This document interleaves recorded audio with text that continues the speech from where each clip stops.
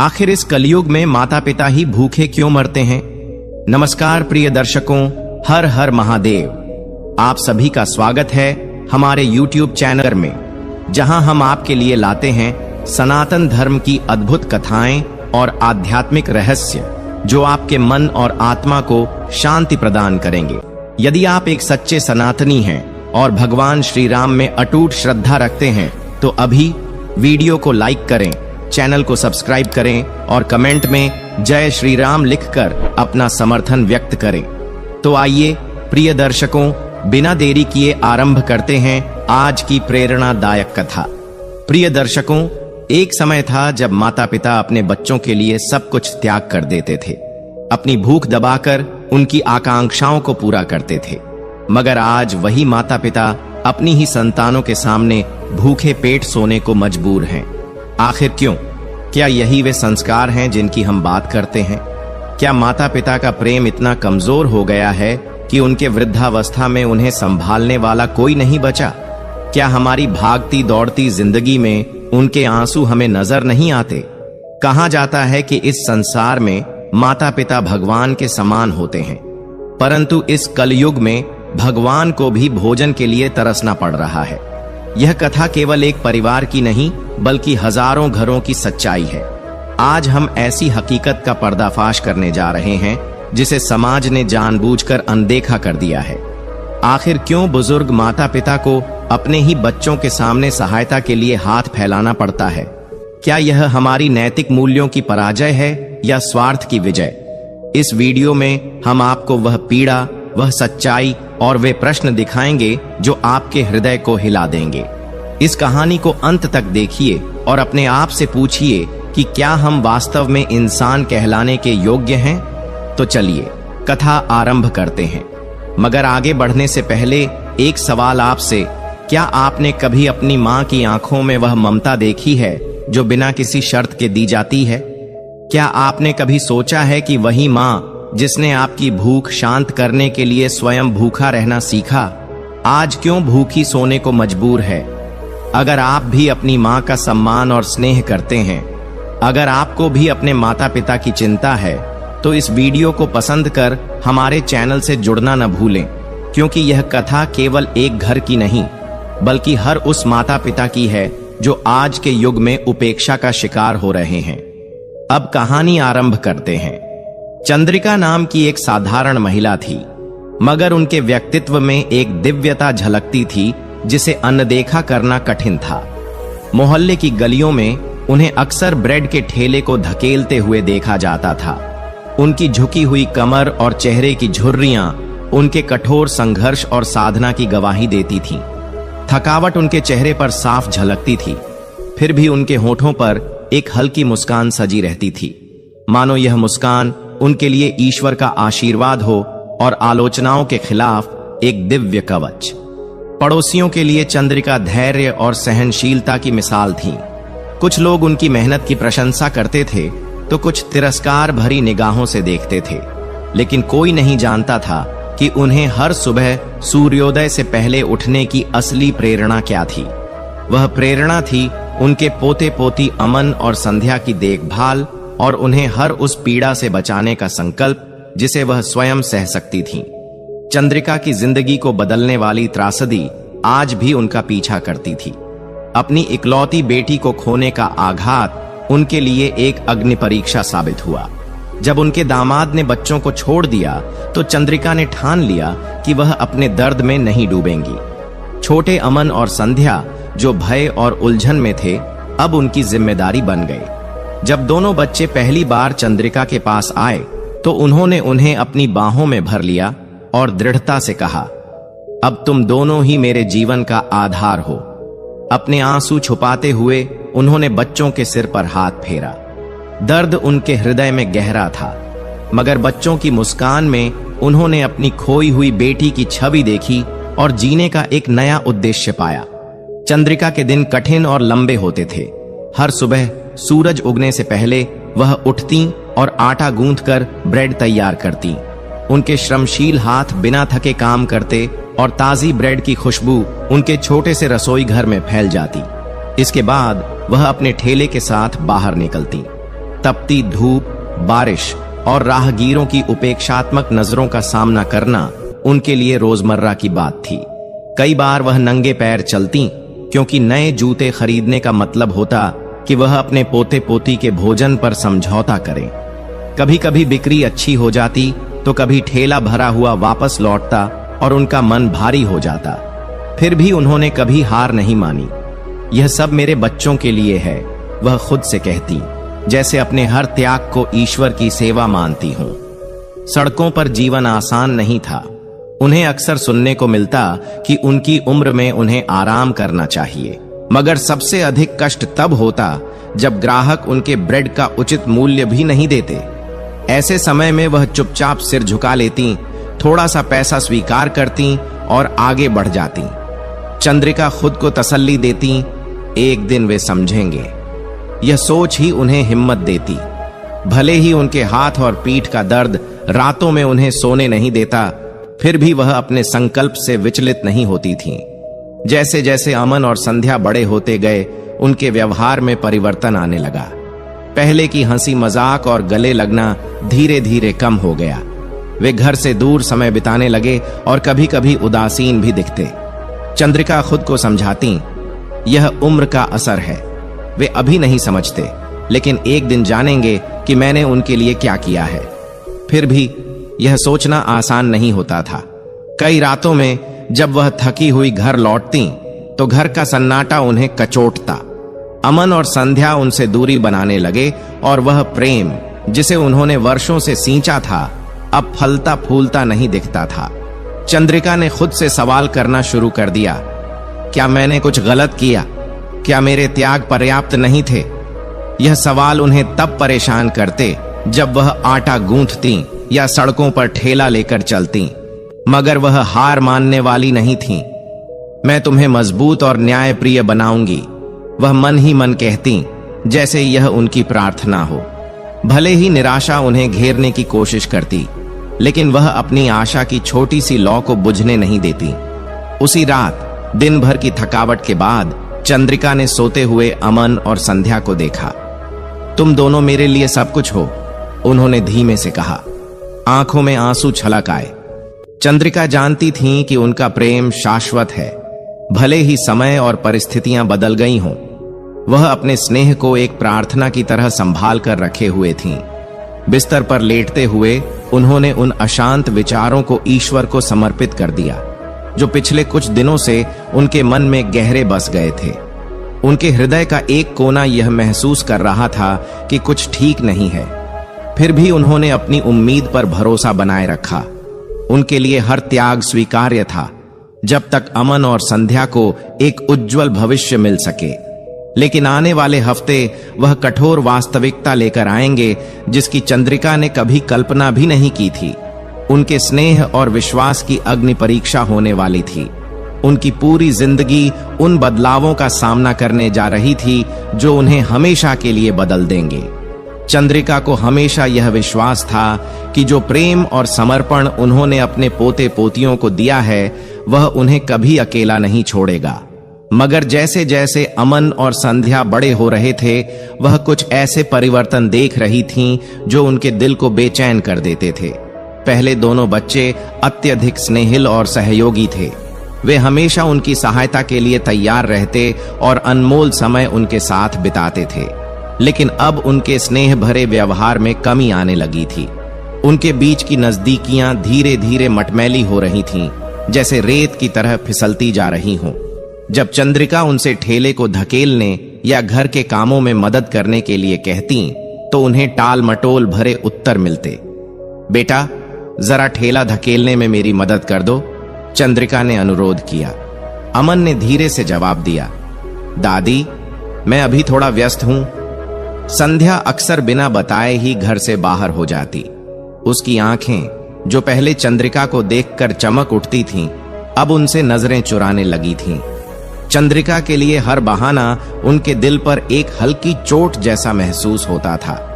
उन्हें वे दिन याद आते जब अमन स्कूल से लौटते ही दौड़कर उनके पास आता और अपनी बनाई हुई तस्वीरें दिखाता, या जब संध्या उनके साथ उत्साह से ब्रेड बेचने जाती और ग्राहकों से मुस्कुराते हुए बातें करती थीं। अब चंद्रिका यह समझने में असमर्थ थीं कि यह प्रेम इतनी जल्दी उदासीनता में कैसे बदल गया। पहला झटका तब लगा जब अमन ने एक मुड़ा तोड़ा लिफाफा बिना किसी सम्मान के मेज पर फेंक दिया। उसमें स्कूल से एक चिट्ठी थी जिसमें उसके अनुशासनहीन व्यवहार पर गंभीर चेतावनी दी गई थी। बार बार गैर हाजिरी, शिक्षकों के प्रति अनादर और पढ़ाई में लापरवाही का जिक्र था। चंद्रिका ने कांपते हाथों से चिट्ठी पढ़ी। हर शब्द मानो उनके हृदय को चीर रहा था। संयम रखते हुए उन्होंने अमन से पूछा, बेटा क्या हो रहा है? मुझे स्कूल से यह चिट्ठी मिली है, वे तुम्हारे लिए चिंतित हैं। चंद्रिका को उम्मीद थी कि वह कुछ सफाई देगा या कम से कम अपनी गलती स्वीकार करेगा, लेकिन बदले में उन्हें एक ठंडी नजर और बेमन से दिया गया जवाब मिला। यह कोई बड़ी बात नहीं है दादी, आप बस ज्यादा सोच रही हैं, अमन ने कहा और कमरे से बाहर चला गया। चंद्रिका अपने दुख और अकेलेपन में घिर गई। दूसरी ओर संध्या उनकी चिंताओं का जवाब चुप्पी से देने लगी। चंद्रिका देख रही थी कि उनकी पोती अब घर में कम समय बिताने लगी थी। वह सुबह जल्दी निकलती और देर रात घर लौटती। जब चंद्रिका उससे पूछती तो वह नजरें चुराकर जल्दी में जवाब देती, बस दोस्तों से मिलने गई थी दादी, कुछ खास नहीं। चंद्रिका को वह दिन याद आते जब संध्या उनकी उंगली पकड़कर पूरे मोहल्ले में घूमती थी। वही संध्या जो ब्रेड के लिए सामग्री चुनने में मदद करती थी, लंबी यात्राओं में उनका साथ देती थी और प्यारी बातों से उनका दिन खुशनुमा बना देती थी। अब ऐसा लग रहा था कि घर के बाहर की दुनिया उसके लिए घर से अधिक महत्वपूर्ण हो गई थी। स्थिति पहले से ही कठिन थी और पड़ोसियों की बातें इसे और जटिल बना रही थीं। एक दिन पड़ोस की एक बुजुर्ग महिला चिंतित चेहरे के साथ चंद्रिका के पास आई। चंद्रिका, मैंने अमन को कुछ लड़कों के साथ गली के कोने पर देखा। मैं ज्यादा कुछ नहीं कहूंगी, लेकिन वे लोग ठीक नहीं लगते, उसने कहा। चंद्रिका का दिल तेजी से धड़कने लगा।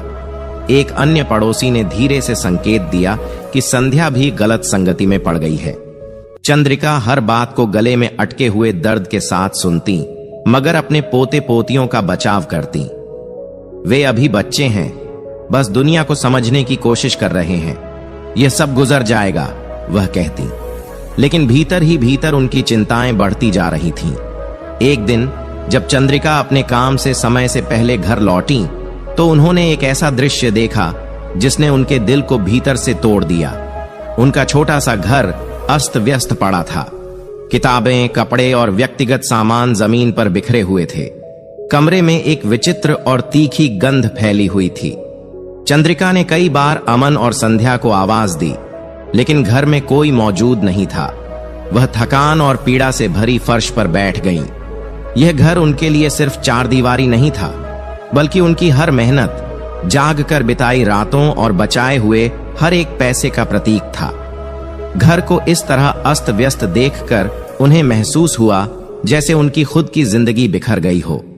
उस रात चंद्रिका ने अपने भीतर की सारी ताकत बटोरी और पोते पोतियों को बातचीत के लिए बुलाया। मेरे प्यारे बच्चों, कृपया मुझसे बात करो। मैं बेहद चिंतित हूं। तुम दोनों बदल गए हो, मुझसे दूर हो गए हो। आखिर क्या हो रहा है? उनकी आवाज नरमी, स्नेह और चिंता से भरी हुई थी। संध्या ने कंधे उचकाकर नीचे देखना शुरू कर दिया, जबकि अमन ने हल्की हंसी के साथ कहा, हम अब बड़े हो गए हैं दादी, हर समय हमारी चिंता मत किया करो। अमन के इन तिरस्कार भरे शब्दों ने चंद्रिका को मौन कर दिया। यह वही बच्चा था जिसे उन्होंने अपने प्रेम और ममता से पाला था। उस रात चंद्रिका अपनी रसोई में अकेली बैठी रही। यह वही स्थान था जहां उन्होंने अक्सर ओवन की गर्माहट और ताजा ब्रेड की खुशबू में सुकून पाया था, मगर अब यह जगह भी उन्हें ठंडी और सूनी लगने लगी। धीरे धीरे वह बुदबुदाई, मानो अपनी दिवंगत बेटी से बात कर रही हों। क्या मैं उनसे कुछ चूक गई? क्या मुझसे कोई गलती हो गई? उनके झुर्रीदार गालों पर आंसू बहने लगे, जो आटे से सने हाथों से मिलकर गीले निशान छोड़ गए। कभी जो घर बच्चों की हंसी खुशी से गूंजता था, वह अब गहरे और भारी सन्नाटे से भरा हुआ था। चंद्रिका अब खुद को अदृश्य महसूस करने लगी, उन बच्चों के लिए जिन्हें वह अपनी जान से अधिक चाहती थीं। फिर भी उन्होंने हार नहीं मानी। वह रोज सूरज उगने से पहले उठती, ब्रेड तैयार करती और उन्हें बेचने के लिए निकल पड़ती। उनकी आशा यही थी कि एक दिन उनके पोते पोतियां उनके स्नेह को समझेंगे।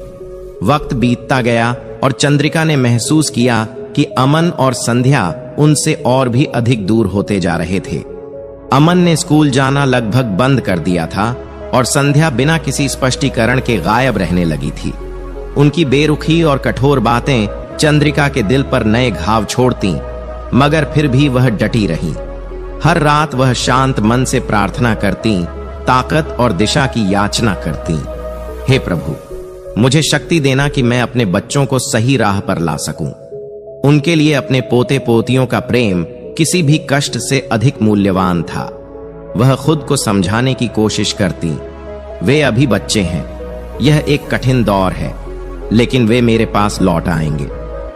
अंधेरे में अकेले बैठी चंद्रिका छत की ओर देखती और अपनी बेटी से बात करती। क्या मैंने कुछ गलत किया? क्या मुझसे कोई भूल हो गई?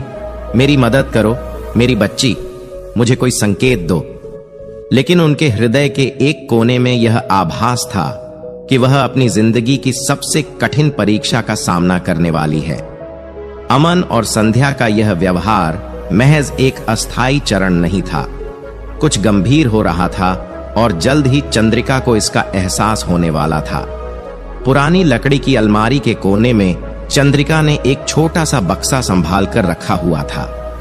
यह बक्सा किसी महंगे धातु से नहीं सजा था और किसी बाहरी व्यक्ति के लिए इसका कोई खास महत्व नहीं था, मगर चंद्रिका के लिए यह बक्सा एक पूरी दुनिया को समेटे हुए था। उसमें उनकी जिंदगी के संघर्षों में संजोए गए कुछ गहने रखे हुए थे। उनकी बेटी का कंगन, उनकी मां से मिली झुमकियां और शादी में मिला हुआ एक पुराना हार। हर गहना उनके जीवन के प्रेम, पीड़ा और संघर्ष का मूक साक्षी था। जब भी चंद्रिका अकेलापन महसूस करती, वह इस बक्से को खोलती। जब अमन और संध्या छोटे थे, तब वह उन्हें ये गहने दिखाकर उनके पीछे की कहानियां सुनाती थीं। यह कंगन तुम्हारी मां का है, उसने इसे अपने 15वें जन्मदिन पर पहना था, देखो अब भी कितना चमक रहा है, वह मुस्कुराते हुए कहती। और ये झुमके तुम्हारी परदादी ने गांव से लाए थे, यह उन्हें विवाह के दिन उपहार स्वरूप मिले थे। चंद्रिका के मन में अपने परिवार की विरासत के प्रति गहरी श्रद्धा और प्रेम था। वह चाहती थीं कि अमन और संध्या इन गहनों के भावनात्मक महत्व को समझें। भले ही ये गहने स्वर्ण के न हों या इनमें कोई बहुमूल्य रत्न न जड़े हों, ये उनके वंश के इतिहास और परंपराओं का प्रतीक थे। लेकिन समय के साथ चंद्रिका ने देखा कि जब वह यह बक्सा खोलती तो उनके पोते पोतियों की आंखों में अब वह उत्सुकता और सम्मान नहीं झलकता था। उनके चेहरों पर ऊब और नजरों में बेचैनी दिखती। यह देखकर चंद्रिका का हृदय दुखी हो उठता। फिर भी वह इसे युवावस्था की सामान्य लापरवाही मानकर अनदेखा कर देती। एक दिन जब वह थकी मांदी काम से लौटी और अलमारी खोली, तो उन्हें तुरंत एहसास हुआ कि वह बक्सा अपनी जगह पर नहीं है। पहले उन्होंने सोचा कि शायद उन्होंने खुद उसे कहीं और रख दिया होगा, लेकिन उनके भीतर एक अनजान बेचैनी ने घर कर लिया। धड़कते दिल के साथ उन्होंने बक्सा खोला और पाया कि उनकी बेटी का कंगन और उनकी मां की झुमकियां गायब थीं। इस झटके से वह कुछ क्षणों के लिए स्तब्ध हो गईं। उन्होंने अलमारी और घर का हर कोना छान मारा, लेकिन सब व्यर्थ रहा। निराशा और पीड़ा से भरकर चंद्रिका फर्श पर बैठ गईं। उनके मन में विचारों का तूफान उठने लगा। यह कल्पना कि उनके पोते पोतियां इसमें शामिल हो सकते हैं उनके लिए असहनीय थी, लेकिन उन्हें इस सच्चाई से भी इनकार नहीं हो रहा था कि इन्हीं बच्चों को इन गहनों और उनके महत्व के बारे में पता था। जब अमन और संध्या घर लौटे तो चंद्रिका ने उन्हें बैठक में बुलाया। उनका स्वर शांत था, लेकिन उनके कांपते हाथों ने उनकी चिंता को जाहिर कर दिया। मेरे बच्चों, मुझे एक बात पूछनी है। क्या तुमने मेरे गहने देखे? तुम्हारी मां का कंगन और परदादी की झुमकियां बक्से से गायब हैं। अमन ने नजरें फेर लीं और संध्या ने कंधे उचकाए। दादी, हमने कुछ नहीं लिया, अमन ने ऊपरी और बेमन से कहा। चंद्रिका का दिल बैठ गया। उन्होंने प्रार्थना भरे स्वर में कहा, प्लीज बच्चों, अगर तुम कुछ जानते हो तो मुझे बता दो। ये गहने मेरे लिए महज सामान नहीं है, ये हमारी परंपरा और इतिहास की धरोहर है। अमन झुंझलाकर बोला, दादी बस कीजिए, हमें इन पुराने गहनों से क्या मतलब, कोई इनकी परवाह नहीं करता। अमन के कठोर शब्दों ने चंद्रिका के दिल को छलनी कर दिया। उन्होंने संध्या की ओर उम्मीद भरी नजरों से देखा, लेकिन उसने भी बेरुखी से कहा, बस पुराने सामान हैं दादी, आप इतनी परेशान क्यों हो रही हैं? संध्या के शब्द चंद्रिका के मन में गूंजने लगे। उन्हें समझ नहीं आ रहा था कि उनके पोते पोतियां कैसे इन विरासतों का महत्व नहीं समझ पाए। वह कुछ बोलना चाहती थीं, लेकिन उनके शब्द गले में ही अटक गए। उनके पास कोई ठोस प्रमाण नहीं था और उन्हें यह भी एहसास हो गया कि इस विषय पर अधिक जोर देने से उनके और पोते पोतियों के बीच की दूरी और बढ़ सकती है। भारी मन से उन्होंने यह चर्चा समाप्त कर दी, लेकिन उनकी आत्मा की पीड़ा कम नहीं हुई। उस रात के बाद चंद्रिका और उनके पोते पोतियों के बीच का संबंध और भी ठंडा हो गया। अमन और संध्या अब उनसे और अधिक दूरी बनाने लगे। चंद्रिका इस बढ़ती खाई को हर पल महसूस करती। आने वाले दिनों में घर का माहौल और भी उदास हो गया। चंद्रिका ने बचे हुए गहनों को कहीं और छिपा दिया, लेकिन उनके दिल में यह टीस बनी रही कि वह अपने पोते पोतियों के साथ भावनात्मक संबंधों को बचाने में विफल हो रही हैं। रात के सन्नाटे में वह अकेली बैठकर भगवान से प्रार्थना करती, हे प्रभु, क्या मैंने कुछ गलत किया? क्या मैं बहुत कठोर थी या फिर अत्यधिक नरम? उनकी आंखों के सामने अमन और संध्या के बचपन की यादें तैरने लगती। उन्हें वे दिन याद आते जब बच्चे उनके चारों ओर खेलते और घर हंसी खुशी से गूंजता था। अब वही घर सूना और वीरान महसूस होता था।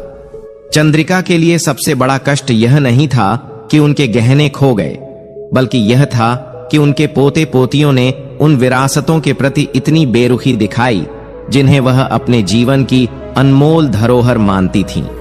यह केवल भौतिक चोरी नहीं थी, बल्कि ऐसा महसूस हो रहा था जैसे उनके अस्तित्व का एक हिस्सा उनसे छिन गया हो। फिर भी उनके दिल में कहीं यह विश्वास बरकरार था कि एक दिन अमन और संध्या बदलेंगे। वह खुद को समझाती, वे अभी बच्चे हैं, उन्हें सीखने और समझने में समय लगेगा।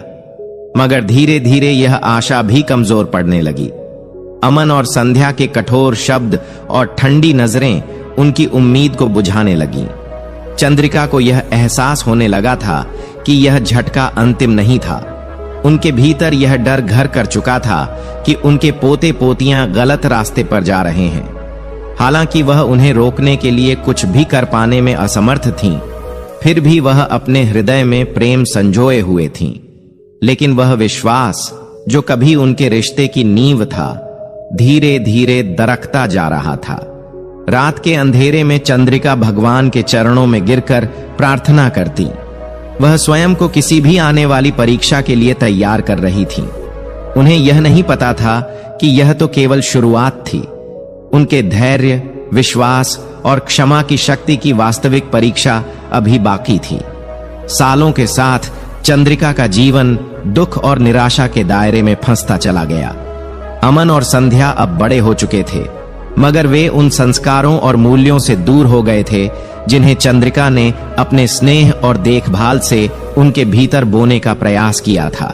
फिर भी चंद्रिका ने हार नहीं मानी। वह प्रतिदिन अपनी मेहनत जारी रखती और पड़ोसियों की कानाफूसी सुनती। उन दोनों से संभल कर रहो, अब वे बच्चे नहीं रहे। चंद्रिका शांतिपूर्वक उत्तर देती, वे बदलेंगे, उन्हें बस समय की जरूरत है। यह विश्वास अब उनके लिए एक प्रार्थना बन चुका था। वह इसे बार बार दोहराती और ईश्वर से प्रार्थना करती कि एक दिन उनके पोते अपनी गलतियों को पहचानेंगे। एक सर्द रात अमन ने उनसे एक बड़ी रकम मांगी। उसने कहा कि यह बहुत जरूरी काम के लिए है, लेकिन कोई विवरण देने से मना कर दिया। चंद्रिका का मन शंका से भर गया, लेकिन उन्होंने अपने संचित धन उसे सौंप दिया। वह सोच रही थी कि शायद यह पैसा उसके भविष्य को संवारने में काम आएगा। कुछ दिनों बाद चंद्रिका ने अमन को नए मोबाइल और महंगे कपड़ों में इतराते हुए देखा। उसने इस खर्च को लेकर कोई स्पष्टीकरण देने की जरूरत भी नहीं समझी। चंद्रिका का हृदय टूट गया। वह चुपचाप अपने आंसुओं को छुपाते हुए भगवान से प्रार्थना करती रही, हे प्रभु, इसे सद्बुद्धि दीजिए। यह अभी युवा है और शायद नहीं समझता कि इसका क्या अर्थ है। कुछ हफ्तों बाद अमन और संध्या ने चंद्रिका को बैठक में बुलाया। उनकी आवाजों में अजीब सी ठंडक थी। दोनों के बीच की नजरों के संकेत से स्पष्ट था कि वे पहले से ही कुछ योजना बना चुके थे। संध्या ने बोलना शुरू किया। उसका स्वर संयमित और ठंडा था। दादी, हमें खर्चों के बारे में बात करनी है। अब यह सही नहीं है कि आप पहले की तरह योगदान नहीं कर रही हैं। चंद्रिका ने भौं चढ़ाई। वह भ्रमित थी। तुम लोग क्या कह रहे हो? जो भी पैसा मैं ब्रेड बेचकर कमाती हूं वह तुम्हारे लिए ही होता है। यह घर, खाना और जो कुछ भी मैं करती हूं सब तुम्हारी भलाई के लिए है। अमन चिढ़ते हुए बीच में ही बोल पड़ा, यह पर्याप्त नहीं है दादी। यह घर अब एक दयनीय जगह जैसा लगता है। हमारे दोस्तों के पास सब कुछ है, महंगे घर, शानदार चीजें, और हमें ऐसे रहना पड़ रहा है जैसे हम गरीब हों। अमन के शब्दों ने चंद्रिका के दिल को गहरी चोट दी। क्या यही था जो वे सोचते थे? क्या वह घर जिसे उन्होंने अपने खून पसीने से बनाया था अब उनके लिए शर्मिंदगी का कारण बन गया था?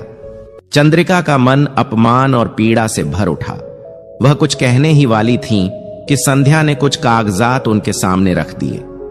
यहां साइन कर दीजिए दादी, ये बस घर के खर्चों को व्यवस्थित करने के लिए है, कुछ खास नहीं। चंद्रिका ने कागजों को गौर से देखा और समझने की कोशिश की, लेकिन उनकी दृष्टि दर्द और उलझन से धुंधली हो रही थी। तुम्हें इसकी जरूरत क्यों है? मैंने तो बिना साइन किए भी हमेशा तुम्हारी मदद की है। अमन झुंझलाकर बोला, यह बहुत आसान है दादी, आप हमेशा हम पर भरोसा करती रही हैं, है ना? तो बस साइन कर दीजिए। यह हमारे और घर के भले के लिए है, बात को मत उलझाइए। चंद्रिका ने कांपते हाथों से पेन उठाया। उनकी नजरें अमन और संध्या पर टिकी रहीं, जैसे उनमें किसी करुणा या स्नेह की झलक ढूंढ रही हों, लेकिन उन्हें केवल अधीरता और ठंडापन मिला।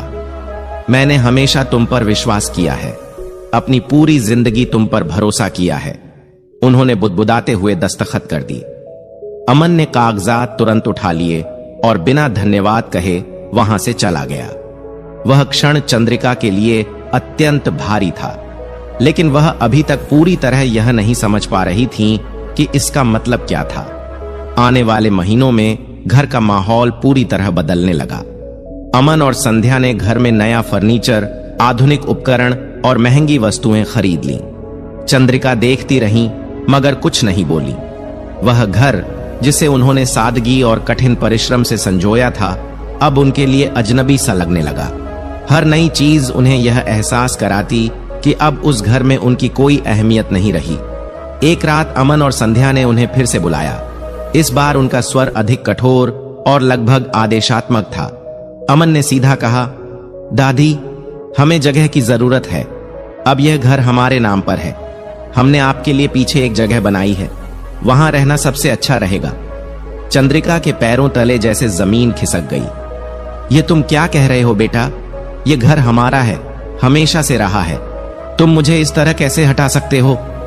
संध्या ने सिर हिलाया और झुंझलाकर बोली, दादी, आप इतनी नाटकीय क्यों हो रही हैं?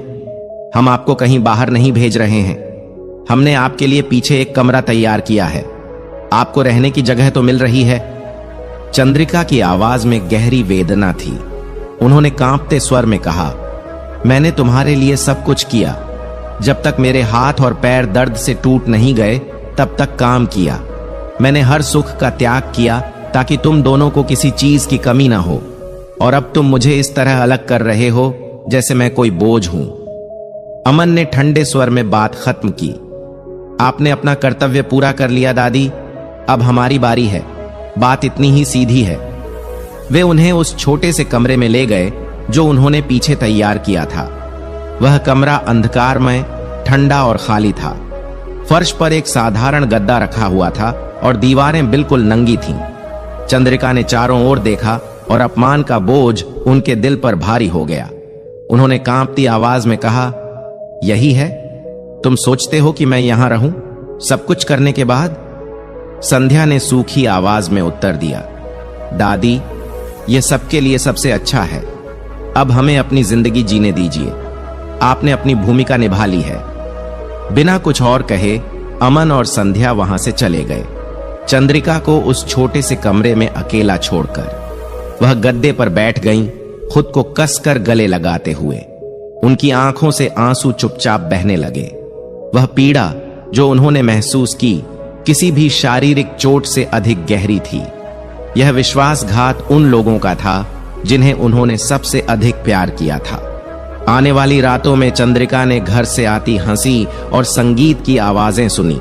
अमन और संध्या अपने नए आराम और बदलावों का आनंद ले रहे थे, जबकि चंद्रिका अपने छोटे से कोने में अकेली बैठी रही।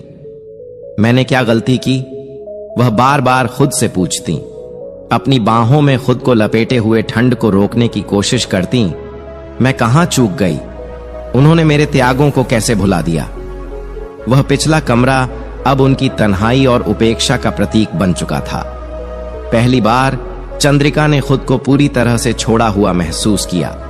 ऐसा लगा जैसे उनके सालों का संघर्ष व्यर्थ हो गया हो। और उसी अंतहीन सन्नाटे में उन्हें यह एहसास हुआ कि उन्होंने केवल अपना घर नहीं खोया था, बल्कि उस परिवार को भी खो दिया था जिसे उन्होंने अपनी जान से ज्यादा प्यार किया था। हे प्रभु, मैंने तो अपना जीवन एक तपस्या की तरह जिया। मेरे मन में कोई स्वार्थ नहीं था, फिर क्यों आज मेरे अपने ही मुझे इस तरह त्याग रहे हैं? चंद्रिका के दिन अब कभी खत्म न होने वाले कष्टों में बदल गए थे। घर के पिछले हिस्से में बने उस छोटे से कमरे को, जिसे अब वह अपना घर कहने पर मजबूर थीं, एक कैद खाने जैसी अनुभूति होती थी। वह जगह संकरी, अंधेरी और बिना किसी वेंटिलेशन के थी, मानो यह उनके दिल में बसी उपेक्षा और पीड़ा का प्रतिबिंब हो। हर ठंडी दीवार उनकी ऊर्जा को सोख लेती और बदले में एक भारी सन्नाटा लौटाती जो उनकी जिंदगी पर छा गया था। फर्श पर रखा पुराना जर्जर गद्दा, जिसमें से स्प्रिंग्स बाहर निकले हुए थे, उनका एकमात्र सहारा था। मगर नींद शायद ही कभी आती। शारीरिक असुविधा सहने योग्य थी, मगर जो चीज उन्हें भीतर तक तोड़ रही थी वह था अकेलापन। वह खालीपन जो यह जानने से उपजा था कि जिन पोते पोतियों को उन्होंने इतना स्नेह दिया वे अब उन्हें बोझ मानने लगे थे। चंद्रिका घंटों तक गद्दे पर बैठी रहती, हाथों को अपनी गोद में रखे हुए शून्य में घूरती। उनके विचार यादों, दर्द और अनुत्तरित सवालों के जाल में उलझे रहते। हे प्रभु, मैंने जिनके लिए अपनी पूरी जिंदगी समर्पित कर दी, वे मेरे बलिदानों को क्यों नहीं समझ सके? हर वह त्याग जो उन्होंने अमन और संध्या के लिए किया था एक क्रूर स्मृति बनकर सामने आता। वह उन रातों को याद करती जब वह उन्हें गोद में लेकर सुलाती थीं। उन सुबहों को याद करती जब वह ब्रेड बनाने के लिए भोर से पहले उठती थीं। क्या मैं उनके लिए इतनी महत्वहीन हो गई हूं? पड़ोसियों ने चंद्रिका की अनुपस्थिति को नोटिस करना शुरू कर दिया।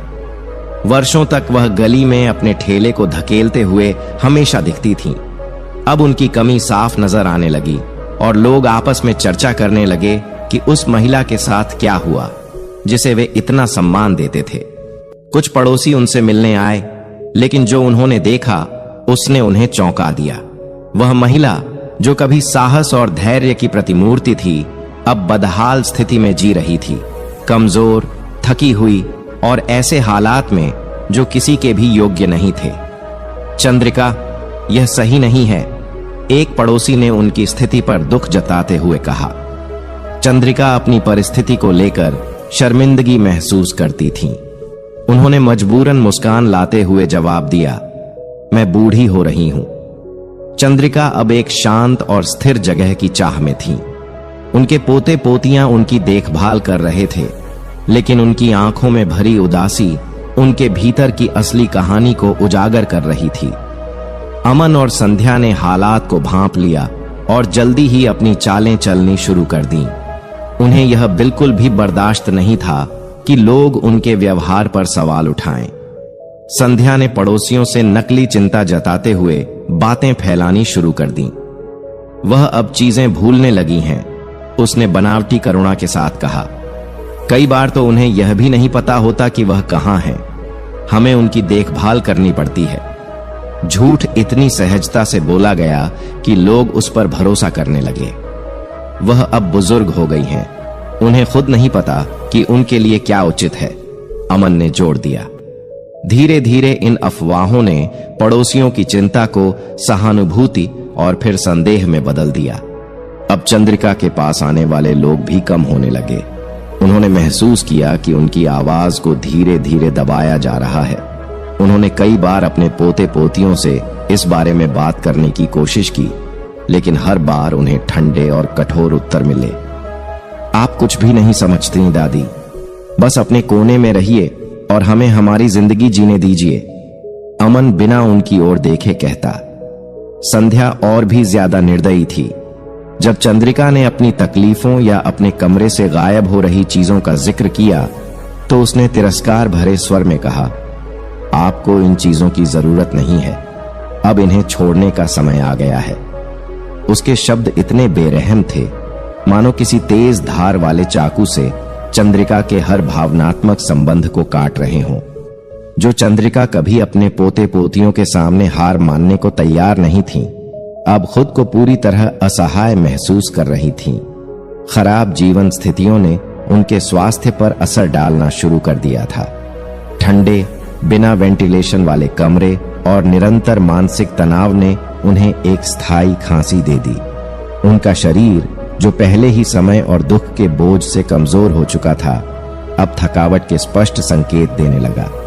फिर भी उन्होंने मदद मांगने से परहेज किया, क्योंकि उन्हें डर था कि इससे वह अमन और संध्या के लिए और बड़ा बोझ बन जाएंगी।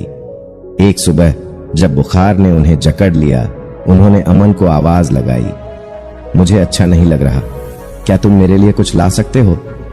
अमन ने सोफे से उठने की भी जहमत नहीं उठाई। आपको अपनी देखभाल खुद करनी होगी दादी, हमारे पास आपके लिए समय नहीं है, उसने बेरुखी से कहा। परिवार की एक पुरानी मित्र जो अफवाहों से परेशान थी, चंद्रिका से मिलने आई। जब उसने चंद्रिका को उस छोटे और जर्जर कमरे में देखा तो वह स्तब्ध रह गई। चंद्रिका, ये लोग तुम्हारे साथ क्या कर रहे हैं? यह तो अमानवीय है, उसने गुस्से और चिंता से कहा। चंद्रिका कुछ बोल पाती इससे पहले ही संध्या दरवाजे पर आ गई। उसके चेहरे पर एक ठंडी मुस्कान थी। मेरी दादी ठीक हैं, उन्हें यह जगह पसंद है। कभी कभी वह थोड़ी उलझन में रहती हैं, लेकिन हम उनकी देखभाल कर रहे हैं, संध्या ने बड़ी सहजता से झूठ कहा। चंद्रिका ने विरोध करने की कोशिश की, लेकिन संध्या ने उनका हाथ कसकर पकड़ लिया और धीरे से फुसफुसाई, चुप रहो, कोई तुम पर यकीन नहीं करेगा। वह मित्र संध्या के शब्दों पर भरोसा करते हुए वहां से चली गई। चंद्रिका ने खुद को पूरी तरह हारा हुआ महसूस किया। उन्होंने कांपती आवाज में पूछा, तुम लोग मेरे साथ ऐसा क्यों कर रहे हो? संध्या ने बिना किसी भावना के उत्तर दिया, क्योंकि आपने जो करना था वह कर चुकी, अब हमें अपनी जिंदगी जीने दो। धीरे धीरे अमन और संध्या ने वह थोड़ा बहुत सामान भी हटा दिया जो उनके कमरे में बचा हुआ था। पुरानी तस्वीरें, छोटे सजावटी सामान, यहां तक कि उनके कपड़े भी। जब चंद्रिका ने इसके बारे में पूछा तो अमन ने ठंडे स्वर में कहा, आपको अब इन चीजों की जरूरत नहीं है। हर गायब हुई वस्तु उनके व्यक्तित्व के एक हिस्से को मिटाने जैसी लगती। उनका कमरा, जो पहले ही ठंडा और सूना था, अब पूरी तरह से आत्मा रहित स्थान बन चुका था। अपने सबसे अकेले दिनों में चंद्रिका खुशहाल पलों की यादों में शांति तलाशने की कोशिश करती, लेकिन अब वे यादें भी धुंधली पड़ने लगी थीं।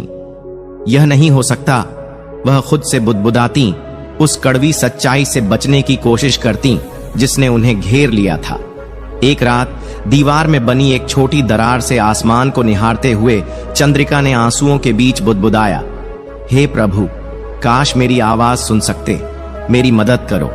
यह एक मौन पुकार थी, एक असहाय चीख जिसे अब सुनने वाला कोई नहीं था। और वहीं उस घने अंधकार में चंद्रिका को यह एहसास हुआ कि उनकी आखिरी उम्मीद की किरण भी बुझ चुकी थी। चंद्रिका, जिन्होंने अपना पूरा जीवन सेवा, प्रेम और बलिदान में बिताया था, अब पूरी तरह अकेली थीं। उन लोगों ने उन्हें त्याग दिया था जिन्हें वह सबसे अधिक प्यार करती थीं। लेकिन भगवान की लीला अपरंपार होती है। संतोष, जो लंबे समय से चंद्रिका का पड़ोसी था, हमेशा एक सजग पर्यवेक्षक रहा था। उसे चंद्रिका अच्छे से याद थी। वह महिला जो हर मुश्किल का सामना करते हुए भी अपनी दृढ़ता कभी नहीं खोती थी। वह अक्सर उन्हें गली में ठेला खींचते हुए और ग्राहकों को सौम्य मुस्कान देते हुए देखता था। लेकिन बीते कुछ महीनों में चंद्रिका का वह जुझारू चेहरा कहीं खो गया था। वह घर जो कभी जीवंतता और गर्मजोशी से भरा हुआ था, अब किसी सूने मंदिर जैसा लगने लगा था, जहां प्रतिमा तो थी लेकिन आरती के दीप बुझ चुके थे। अब हर ओर एक अजीब सा सन्नाटा छाया हुआ था। जब भी संतोष ने अमन और संध्या से चंद्रिका के बारे में पूछा, उसे हमेशा बहानेबाजी भरे जवाब मिले। वह अब थोड़ा भूलने लगी हैं। संध्या ने बनावटी चिंता के साथ कहा, यह उनकी अपनी इच्छा थी कि वह पीछे के कमरे में रहें। हमने उनकी बात मानी। संतोष उनकी बातों को सुनता रहा, लेकिन उसे कुछ भी सही नहीं लगा। वह चंद्रिका को इतना जानता था कि यह समझ सके कि वह कभी भी अपनी मर्जी से उस घर को नहीं छोड़ती जिसे उन्होंने अपने खून पसीने से बनाया था। अमन और संध्या बार बार सवालों से बचने की कोशिश करते और यह देख संतोष की चिंता और बढ़ गई। यहां कुछ न कुछ बहुत गलत हो रहा है, उसने मन ही मन सोचा और आखिरकार चंद्रिका से सीधे बात करने का निर्णय लिया। एक धूप भरी दोपहर संतोष ने साहस जुटाया और चंद्रिका के छोटे से कमरे की ओर गया। उसने हल्के से दरवाजा खटखटाया और इंतजार किया। कुछ पल बाद अंदर से धीमे डगमगाते कदमों की आवाज आई। दरवाजा खुला और उसने चंद्रिका को देखा। वह पहले से कहीं अधिक कमजोर और थकी हुई लग रही थी। वह मुस्कुराने की कोशिश कर रही थी, मगर उनके चेहरे पर थकावट और पीड़ा साफ झलक रही थी। दादी, कैसी हैं आप? मैंने सोचा शायद आपको कुछ खाने की चीजों की जरूरत हो, संतोष ने कहा, एक थैले में ताजा ब्रेड और फल लेकर। चंद्रिका ने हिचकिचाते हुए थैले को थामा और धीमे स्वर में धन्यवाद कहा। धन्यवाद संतोष, यहां ज्यादा लोग मिलने नहीं आते। बातचीत के दौरान संतोष ने महसूस किया कि चंद्रिका के स्वर में असहजता है। वह अपने शब्दों को माप कर बोल रही थी, मानो किसी से भयभीत हो। लेकिन संतोष ने हार नहीं मानी। उसने नियमित रूप से उनसे मिलने की आदत बना ली, कभी खाने का सामान लेकर तो कभी केवल उनकी संगति के लिए। दादी, अगर आपको कभी किसी चीज की जरूरत हो तो मुझे बताइए, मैं यहीं पास में रहता हूं, वह हर बार कहता। उसकी मौजूदगी ने चंद्रिका के मन में थोड़ी राहत और उम्मीद की किरण जगाई। लंबे समय बाद उन्हें यह महसूस हुआ कि कोई उनकी परवाह करता है। कुछ मुलाकातों के बाद एक दिन चंद्रिका ने आखिरकार अपनी चुप्पी तोड़ी। संतोष, मैं नहीं जानती कि यह कैसे कहूं, उन्होंने कांपती आवाज में कहा। संतोष ने उन्हें प्रोत्साहित करते हुए ध्यान से सुना। मुझे भ्रम हो रहा है, क्या यह मेरा खुद का फैसला था पीछे के कमरे में रहने का? लेकिन यह सच नहीं है। चंद्रिका ने गहरी सांस ली और धीरे धीरे अपनी दर्दनाक कहानी साझा की। उन्होंने बताया कि अमन और संध्या ने आर्थिक परिस्थितियों का बहाना बनाकर उनसे कुछ कागजात पर साइन करवाए थे। मैंने उन पर भरोसा किया संतोष, लेकिन उन्होंने सब कुछ ले लिया, मेरा घर, मेरा सामान, सब कुछ। चंद्रिका जैसे जैसे अपनी कहानी सुनाती गई, संतोष का दिल गुस्से और दुख से भर गया। वे पड़ोसियों से कहते हैं कि मैं खुद यहां रहना चाहती हूं। वे झूठ बोलते हैं, मुझे ऐसे देखते हैं जैसे मैं उनके लिए कोई बोझ हूं। मैंने उनके लिए सब कुछ किया और अब उनकी बातों में छिपा दर्द संतोष को भीतर तक हिला गया। उसने उनका हाथ थामते हुए कहा, दादी, मुझे पता था कि कुछ गलत है, यह अन्याय है। आप जैसी महिला कभी अपनी मर्जी से ऐसा कदम नहीं उठा सकती। यह बहुत गलत हुआ है। चंद्रिका ने उन कागजातों के बारे में बताया जिन पर उन्होंने बिना ज्यादा सोचे समझे हस्ताक्षर कर दिए थे। उन्होंने उस तिरस्कार और अकेलेपन का जिक्र किया जो उन्होंने घर के पिछले हिस्से में बने ठंडे और अंधेरे कमरे में झेला था। उन्होंने मुझसे सब छीन लिया संतोष, मेरा घर, मेरी गरिमा, और अब वे मुझे ऐसा महसूस कराते हैं जैसे मेरी कोई अहमियत नहीं है, चंद्रिका ने कांपते स्वर में कहा। उनकी आंखों से बहते आंसुओं ने उनकी पीड़ा को और गहरा कर दिया। संतोष ने गहरी करुणा के साथ उनकी ओर देखा। वह जानता था कि अब चुप रहने का समय नहीं है। संतोष की आवाज में क्रोध साफ झलक रहा था। यह सरासर गलत है। उन्होंने आपके साथ जो किया वह पूरी तरह से अन्याय है। आप उनके लिए सब कुछ थीं और यही उनका प्रतिदान है। यह अब और नहीं चल सकता। उसने चंद्रिका का हाथ मजबूती से थामते हुए कहा, मैं आपकी सहायता करूंगा। वे यूं नहीं बच सकते। मैं सच का पता लगाऊंगा और वह करूंगा जो उचित है। संतोष के शब्दों ने चंद्रिका के भीतर एक नई आशा का संचार किया। लंबे समय बाद उन्होंने राहत महसूस की कि कोई उनकी बात सुन रहा है और उनकी मदद करना चाहता है। धन्यवाद संतोष, उन्होंने आंसुओं से भीगी आवाज में कहा। मैंने तो सोचा था अब किसी को फर्क नहीं पड़ता कि मेरे साथ क्या हो रहा है। संतोष ने चंद्रिका से मिलने का सिलसिला बढ़ा दिया। वह केवल खाना ही नहीं बल्कि हिम्मत और समर्थन के शब्द भी लाते। मैं यह जानकर ही रहूंगा कि उन कागजों पर कैसे दस्तखत कराए गए। मैं पड़ोसियों से बात करूंगा। कुछ भी हो, मैं इसे यूं नहीं छोड़ने वाला। संतोष ने पड़ोसियों से जानकारी जुटानी शुरू की। वह अमन और संध्या के फैलाए झूठों की परतें खोलने के लिए धैर्यपूर्वक और सतर्कता से आगे बढ़े। जब भी वह चंद्रिका से मिलते उन्हें उत्साह और हौसला देते। दादी, आप जितनी मजबूत हैं आप खुद भी नहीं जानती। उन्होंने आपसे बहुत कुछ छीन लिया, लेकिन वे आपकी सच्चाई को नहीं छीन सकते। मैं आपके साथ हूं और हम मिलकर इसे ठीक करेंगे। संतोष के शब्दों ने चंद्रिका को नई ऊर्जा दी। जो चंद्रिका अब तक टूटी हुई थीं, उन्हें संतोष के रूप में एक उम्मीद की किरण दिखाई देने लगी। वर्षों बाद उन्होंने फिर से विश्वास करना शुरू किया कि शायद वह अपना सम्मान और शांति वापस पा सकती हैं। संतोष की अप्रत्याशित मित्रता ने चंद्रिका के जीवन में पहली बार एक नई शुरुआत की संभावना पैदा की। संतोष को पहले से ही संदेह था कि अमन और संध्या के व्यवहार के पीछे कोई गहरी और काली सच्चाई छिपी हुई है। यह केवल स्वार्थ या लापरवाही नहीं थी। घर में हुए महंगे बदलाव, आलीशान कपड़े और उनका ठंडा व्यवहार, ये सभी संकेत कुछ गंभीर खतरे की ओर इशारा कर रहे थे। सच्चाई का पता लगाने के लिए संतोष ने खुद जांच पड़ताल शुरू की। उसने पड़ोसियों से सवाल किए, अमन और संध्या के संपर्कों पर नजर रखी और यह जानने की कोशिश की कि वे किन लोगों से मेलजोल रखते हैं। मोहल्ले में कई संदिग्ध लोग रहते थे और धीरे धीरे संतोष को पता चला कि अमन और संध्या साधारण गलत संगति में नहीं बल्कि खतरनाक गतिविधियों में लिप्त हैं। कई दिनों की सतर्क जांच के बाद संतोष को पूरी सच्चाई का पता चला। संध्या ने अपने भोग विलास की जीवन शैली को बनाए रखने के लिए भारी कर्ज लिया था। उन्होंने पार्टियों, महंगे कपड़ों और इलेक्ट्रॉनिक्स पर अत्यधिक खर्च किया, जो उनकी आर्थिक स्थिति से कहीं अधिक था। जब कर्ज चुकाने की नौबत आई तो उन्होंने खतरनाक साहूकारों से उधार लिया। जैसे जैसे कर्ज बढ़ता गया, साहूकारों की धमकियां भी तेज होने लगीं। अपनी जान बचाने और अपनी दिखावे वाली दुनिया को कायम रखने के लिए अमन और संध्या ने चंद्रिका के घर को बेचने का नृशंस निर्णय लिया। उनकी योजना निर्दय और सरल थी, घर बेचकर अपने कर्जों का भुगतान करना, भले ही इसका मतलब चंद्रिका को बेसहारा छोड़ देना हो।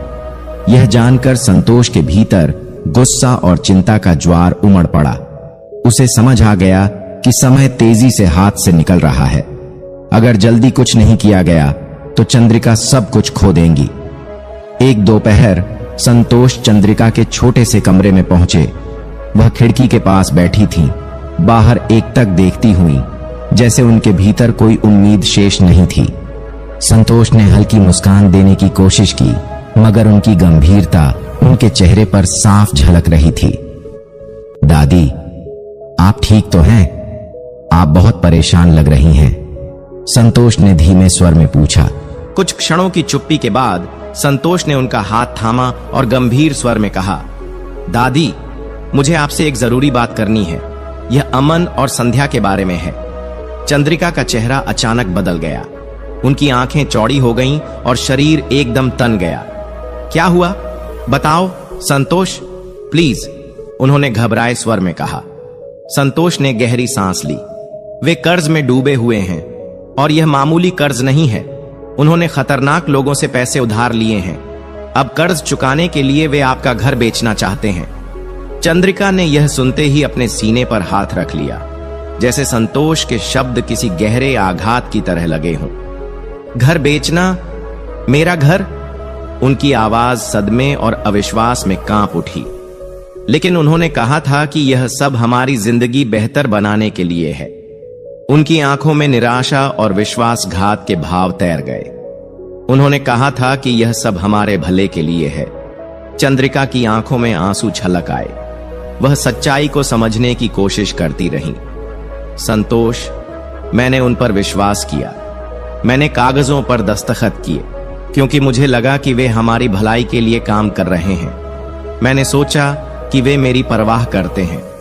उनकी आवाज टूट गई और संतोष ने उनकी पीड़ा को गहराई से महसूस किया। उन्होंने आपकी दयालुता का लाभ उठाया दादी, संतोष ने दृढ़ता से कहा। उन्होंने आपके भरोसे का दुरुपयोग किया और अपने स्वार्थ के लिए आपको धोखा दिया। कुछ देर तक चंद्रिका शांत रही। उनके चेहरे पर गहरी वेदना के साथ साथ एक नई दृढ़ता दिखाई देने लगी। उन्होंने अपने आंसू पोंछे और सिर उठाया। मैंने उन्हें सब कुछ दिया, अपनी पूरी जिंदगी समर्पित की ताकि वे अच्छे इंसान बन सकें, और अब यह सब देखकर ऐसा लगता है कि मैं असफल हो गई हूं। लेकिन मैं अपना घर नहीं जाने दूंगी। मैं उन्हें यह सब छीनने नहीं दूंगी। संतोष ने उनका हाथ और मजबूती से थामा। आप असफल नहीं हुई दादी, आपने अपना कर्तव्य निभाया है। लेकिन अब हमें मुकाबला करना होगा। सच्चाई आपके साथ है और हम मिलकर इस लड़ाई को जीतेंगे। आने वाले दिनों में चंद्रिका और संतोष ने प्रमाण जुटाने शुरू किए। उन्होंने उन कागजातों की जांच की जिन पर चंद्रिका ने साइन किए थे, और उन परिस्थितियों को याद किया जब अमन और संध्या ने उन्हें हस्ताक्षर करने के लिए बहकाया था। संतोष ने पड़ोसियों से बातचीत की और ऐसे गवाहों को खोजा जिन्होंने अमन और संध्या के गलत आचरण और झूठ को देखा और सुना था। एक रात अमन और संध्या ने इन गतिविधियों पर गौर किया और चंद्रिका से सामना करने का फैसला किया। वे उनके छोटे कमरे में गुस्से में घुस आए। आप ये क्या कर रही हैं दादी? आप पड़ोसियों से हमारे बारे में क्यों बात कर रही हैं? अमन ने लगभग धमकी भरे स्वर में पूछा। चंद्रिका ने उनकी ओर देखा। उनके चेहरे पर एक अजीब संयम और साहस था। मुझे सब पता चल गया है अमन, तुम्हारे कर्ज, तुम्हारे झूठ और यह भी कि तुम मेरा घर बेचने की साजिश कर रहे हो। लेकिन अब यह सब खत्म हो गया है। संध्या ने हाथ बांधे और गहरी सांस लेते हुए कहा, दादी, आप समझ नहीं रही हैं। हम यह सब ठीक करने की कोशिश कर रहे हैं। आप क्यों इसमें दखल दे रही हैं? चंद्रिका की आवाज में क्रोध और पीड़ा स्पष्ट थी। दखल? मैंने तुम्हारे लिए अपनी पूरी जिंदगी अर्पित की, हर सुख को त्याग दिया ताकि तुम दोनों को किसी भी चीज की कमी ना हो, और बदले में तुमने मुझे धोखा दिया, मुझसे झूठ बोला और मेरी जिंदगी की सबसे कीमती चीज छीनने की कोशिश की। अमन ने धमकी भरे लहजे में कहा, अगर आप यह सब बंद नहीं करेंगी तो इसका नुकसान आपको ही होगा। अब यह घर हमारा है। लेकिन चंद्रिका अब डरने वाली नहीं थी। तुम दोनों चाहे जो भी कर लो, सच मेरे साथ है। मैं अपने घर के लिए लड़ूंगी और तुम्हें अपने कर्मों का हिसाब देना होगा। संतोष ने चंद्रिका के साथ खड़े होकर उनकी बातों का समर्थन किया। उन्होंने आपके विश्वास का मजाक उड़ाया है, लेकिन वे भूल गए कि सत्य और न्याय किसी भी झूठ से अधिक शक्तिशाली होते हैं। सभी सबूतों और गवाहों के साथ चंद्रिका ने अपने घर को वापस पाने और अमन और संध्या के खिलाफ औपचारिक शिकायत दर्ज कराई। यह संघर्ष कठिन था, लेकिन चंद्रिका ने संतोष के सहयोग और अपनी दृढ़ता के साथ हर चुनौती का सामना किया। यह लड़ाई सिर्फ उनके घर के लिए नहीं, बल्कि उनके खोए हुए आत्मसम्मान और गरिमा को फिर से पाने के लिए भी थी। धीरे धीरे चंद्रिका के दिल में फिर से उम्मीद और आत्मविश्वास जागने लगा। वह अब अपने अधिकारों के लिए इस दृढ़ संकल्प के साथ लड़ रही थीं कि उनकी सच्चाई को कोई मिटा नहीं सकता। कई महीनों के थका देने वाले संघर्ष के बाद चंद्रिका ने अंततः अपनी गरिमा वापस पा ली। अधिकारियों ने निष्पक्ष फैसला सुनाया। अमन और संध्या द्वारा प्रस्तुत किए गए दस्तावेज अवैध करार दिए गए और घर पूरी तरह से चंद्रिका को लौटा दिया गया। जब यह खबर उन्हें मिली तो उन्होंने राहत और खुशी के आंसू बहाए। ऐसा लगा मानो उनके कंधों से एक भारी बोझ उतर गया हो। उनका जीवन भर का त्याग और बलिदान अंततः मान्यता प्राप्त कर चुका था। संतोष, जिन्होंने इस पूरे संघर्ष में उनका अडिग साथ दिया था, उनके लिए एक सच्चे मित्र और मार्गदर्शक साबित हुए। चंद्रिका के पास खड़े संतोष की आंखों में आंसू और चेहरे पर हल्की मुस्कान थी। मैंने कभी नहीं सोचा था कि मुझे फिर से सुकून मिल सकेगा। संतोष, तुमने मेरी उम्मीद वापस लौटाई, चंद्रिका ने कृतज्ञता से कहा। संतोष मुस्कुराए और बोले, चंद्रिका, आपने यह सब खुद किया। आपकी ताकत और हौसला ही इस जीत का कारण है। हालांकि सच्चाई उजागर होने और न्याय मिलने के बाद भी अमन और संध्या ने अपनी आदतें नहीं बदली। माफी और पश्चाताप का नाटक करते हुए वे चंद्रिका के पास आए। अमन ने कांपती आवाज में कहा, दादी, हमसे बहुत बड़ी गलती हुई। हम बस हताश हो गए थे। कृपया हमें माफ कर दो और एक और मौका दो। संध्या, जो थोड़ा अधिक संयमित थी, ने उनका हाथ छूते हुए कहा, हम यह सब इसलिए कर रहे थे क्योंकि हमें अपनी समस्याओं से निपटना नहीं आता था। हमें बस सब कुछ ठीक करना था। प्लीज दादी, हमें अकेला मत छोड़िए। चंद्रिका ने उनकी बातें शांत भाव से सुनी। इस बार वह उनके झूठे अभिनय से प्रभावित नहीं हुई। उन्होंने गहरी सांस ली और शांत लेकिन दृढ़ स्वर में कहा, माफ करना, मैंने तुम्हें पहले भी कई बार माफ किया। हर बार यह उम्मीद की थी कि तुम बदलोगे, कि तुम्हारे भीतर कुछ अच्छाई बची होगी। एक पल रुककर उन्होंने अमन और संध्या की आंखों में गहराई से देखा। लेकिन अब मेरा माफ करना अलग है। इसका मतलब है कि मैं तुम्हारे द्वारा दिए गए दोषों का बोझ अब और नहीं उठाऊंगी। अब मैं तुम्हारे झूठ और समस्याओं को हल करने के लिए अपनी जिंदगी नहीं दूंगी। मेरे लिए माफी का अर्थ अब आजादी है और यह आजादी मैं किसी को नहीं दूंगी। अमन ने एक आखिरी बार कोशिश की। दादी, आप हमारी आखिरी परिवार हैं, हमें यूं मत छोड़िए। चंद्रिका ने अपनी आंखें बंद कर लीं और अतीत के सारे दर्द भरे पलों को महसूस किया। फिर उन्होंने गहरी शांति के साथ उन्हें जाने दिया। मैंने तुम्हारे लिए सब कुछ किया, बदले में तुमने मुझे धोखा और उपेक्षा दी। अब मैं तुम्हें नहीं छोड़ रही हूं, लेकिन तुम्हारे बोझ के साथ जीना भी नहीं चाहती। अब से हम अपनी अपनी राह पर चलेंगे। मैं आशा करती हूं कि एक दिन तुम्हें वह शांति और पछतावा मिलेगा जिसकी जरूरत तुम्हें है, लेकिन वह जिम्मेदारी अब मेरी नहीं है। संतोष की मदद से चंद्रिका ने अपने घर को फिर से व्यवस्थित किया। उन्होंने उन छोटी छोटी चीजों को फिर से संभाला जिन्हें अमन और संध्या ने अनदेखा कर दिया था। हर कोना फिर से उस प्रेम और मेहनत से भरने लगा जिसने इस घर को हमेशा खास बनाया था।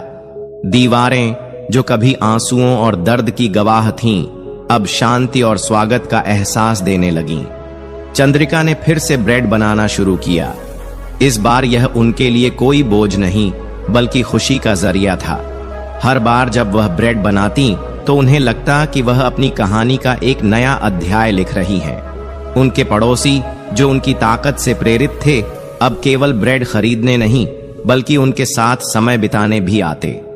दादी, आप हम सबके लिए एक प्रेरणा हैं, एक पड़ोसन ने ब्रेड लेते हुए कहा।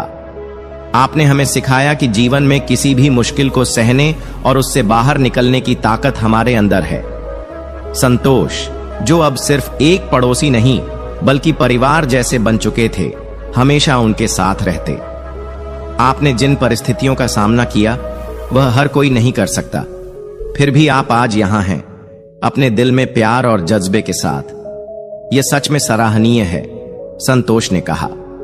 रात में जब चंद्रिका तारों से भरे आसमान को देख रही थी, उन्होंने अपनी यात्रा के बारे में सोचा। मैंने कभी नहीं सोचा था कि मेरी जिंदगी में दोबारा खुशियां लौटेंगी, लेकिन आज महसूस होता है कि अभी भी जीने के लिए बहुत कुछ है। सही लोगों का प्यार और समर्थन सब कुछ बदल सकता है। ताजी ब्रेड की महक से भरे अपने घर में चंद्रिका ने मुस्कुराते हुए आभार प्रकट किया। वह जानती थीं कि हर बलिदान और संघर्ष ने उन्हें वह मजबूत और जुझारू महिला बनाया है जो वह आज हैं। माता पिता हमारे जीवन का आधार होते हैं। उनके त्याग और बलिदान को कभी नहीं भुलाना चाहिए। उनका सम्मान और देखभाल करना हमारी सबसे बड़ी जिम्मेदारी है। कभी भी स्वार्थ और लालच में आकर उन रिश्तों को मत तोड़िए जो प्रेम और विश्वास की नींव पर टिके होते हैं। याद रखें, जीवन में पैसा और सुख सुविधाएं क्षणिक होती हैं, लेकिन माता पिता का आशीर्वाद और उनके साथ बिताया समय अमूल्य होता है। उनके संघर्ष और प्रेम को समझें और उनका साथ दें ताकि आप अपने बच्चों के सामने गर्व से सिर उठा सकें। तो प्रिय दर्शकों, इस कथा के बारे में आपके क्या विचार हैं? कृपया अपनी राय हमें कमेंट बॉक्स में जरूर बताएं। अगर यह कथा आपको अच्छी लगी हो तो कृपया वीडियो को लाइक करें, हमारे चैनल को सब्सक्राइब करें और इसे अपने मित्रों और परिवारजनों के साथ शेयर करें ताकि यह संदेश और ज्ञान सभी तक पहुंच सके।